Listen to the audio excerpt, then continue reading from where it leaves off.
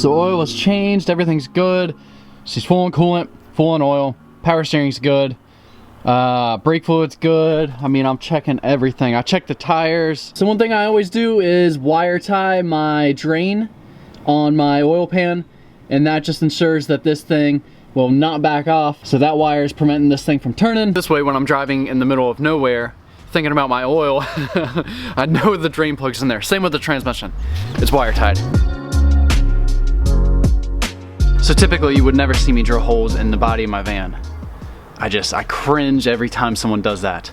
But this thing should be here, and it should have been here like 20 years ago, 25 years ago, so let's go. So this little drill bit is what I'm gonna start with, and I highly recommend when you do something like this, so you don't blast through the other side, the panel on the inside, you get your depth set, and you just get random sockets or washers or whatever. So just a little portion, I don't know if you can see that, little portion sticks out of there, and it'll stop. All right, right there.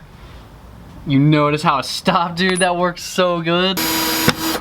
So now, what a lot of people don't do is this edge right here is bare steel, and steel rusts. So you gotta paint it. You gotta paint that edge, and also try to deburr all the little burrs, especially hanging out of the back too, just because them will be prone to rust. So we gotta try to deburr this and dab some paint on it. All right, that is freaking great. Good to go. So that is exactly what you want, a nice clean hole with nothing hanging off the backside or hanging off this side. And you don't want that because it's a little shard hanging off. And dude, I'm telling you, they're so sharp, paint won't get around the edge and it'll just start rusting. So here it is in all its glory. The panel that I've been working on for weeks. Here's one more shot of the back before I put it on. These brackets whipped up, fiberglassed them in, made some new mounts because they were all broken off. So this one uses 2 brackets because there's only 1 mount. So it uses that one basically when it clips onto here. Yeah, these were all broken. This is what it's supposed to look like originally. This thing should be super strong now and be ready to put on. All right guys, so believe it or not, I have a water tank under here that I built and made up brackets and electric and all this other crap, the pump, and I've never tested it. And I'm leaving today. So we're gonna test this thing out. I got an in and an out right here. Going to the bucket, I'm gonna see if it sucks this up, and we're gonna fill this thing up, see how it does. So the switch is right here. And you can hear it.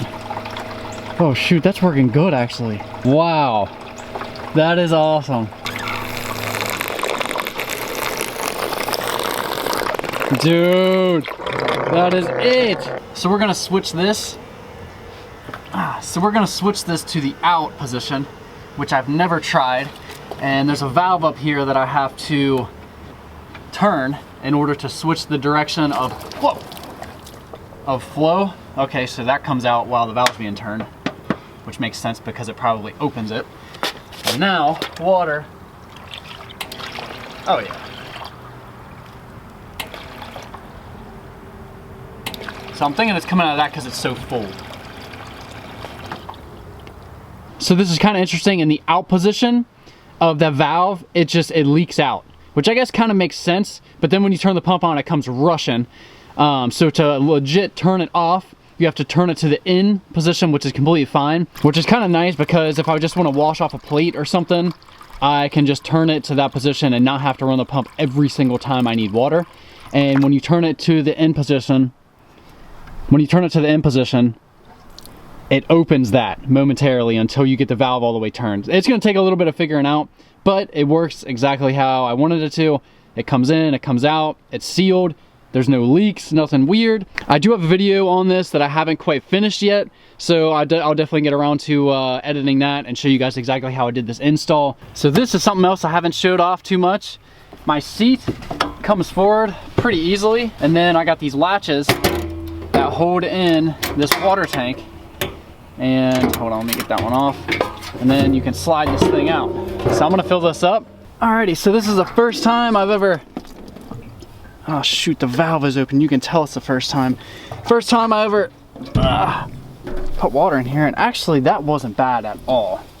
I thought that was gonna be way worse.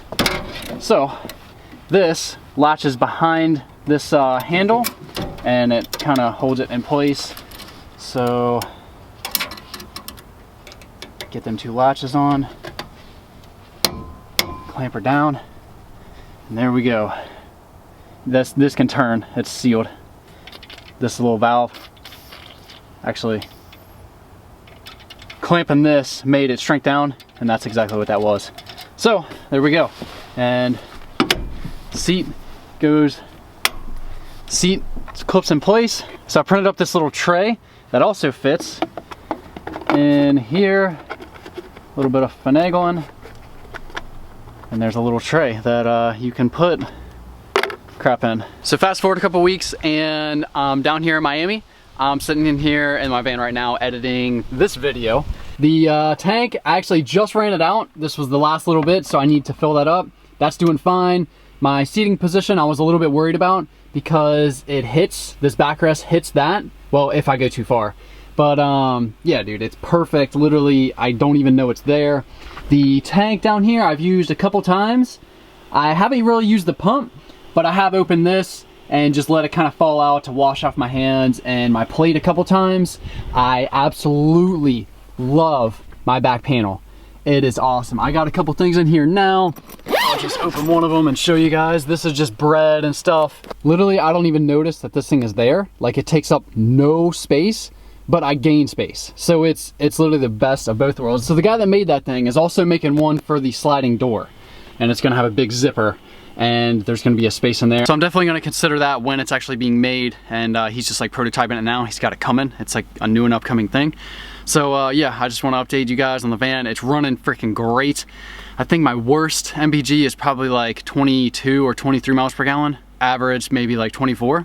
So dude, it's awesome. It's doing so well. My little fridge is doing good. My solar panel, all that stuff's doing awesome. My coolant pipes, radiator, everything's holding up freaking great. It's doing awesome. I probably have close to 1,500 miles on it. So if you guys want to follow along, definitely go to Dusty Bus on Instagram and YouTube. At the end of the video, I'll put a little thing where you can like subscribe or just, like I said, follow along. And I'm gonna be posting a bunch of travel vlogs, and my goal is to go to all 50 states and all national parks. So with this van, dude, it's possible. This thing's freaking awesome, and I'm super glad I stuck with it. I uploaded a video for 40 days in a row working on this thing, and I'm super proud of myself for doing that. That's tough to do. So just because I'm down here and traveling around doing my thing, my brother is still gonna be posting videos on this channel. He has a bunch of put new parts for his engine, for his truck, the VR6 swap into the old Datsun. It's gonna have probably like 500 or 600 horsepower starting out. It's gonna be insane. I cannot wait. I'm gonna fly home for Christmas for a bit, and I'm sure I'll make some videos then. But until then, he'll probably be making videos and updating you guys with all the latest and greatest of his Datsun build. So I think that's it. I wanna be out traveling around. I'll see you.